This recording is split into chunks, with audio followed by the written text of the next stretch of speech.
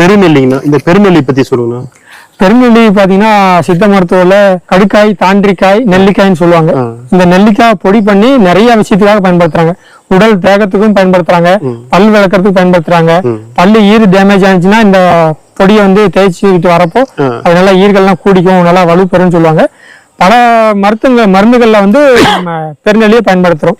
நம்ம வந்து நாட்டு வகை அப்படிங்கறதுனால இது வந்து 2 செடியா வைக்க சொல்லுவோம். அக்கம் பக்கம் இன்னொரு செடி இருக்கணும், இன்னொரு பெருநெல்லி இருக்கணும். அப்ப வந்து மகரந்த சேர்க்கை வந்து ஒரு ஆண் செடி பெண் செடி அந்த மாதிரி கணக்குல நம்ம வந்து 2 மரமா வைக்க சொல்லுவோம். சரி சரி. இது குறைஞ்சது ஒரு 3-4வது வருஷத்துலயே வந்து காய்க்க ஆரம்பிச்சிடும். Okay okay.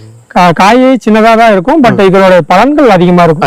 அதிகமா இருக்கு. ஒரு 2 பழங்கள் தொடர்ந்து சாப்பிட்டு வந்தா உடம்புக்கு நோய் எதிர்ப்பு சக்தி ரொம்ப அதிகமாகும்னு சொல்லுவாங்க. தொடர்ந்து அதை வந்து நம்ம சாப்பிட்டே இருக்கிறப்போ பல்லுக்கும் நல்லா உறுதி இருக்கும், ரத்த சுத்திகரிக்கும். இது மாதிரி நிறைய பலன்கள் பெருநெல்லியில இருக்கு. சரிங்க.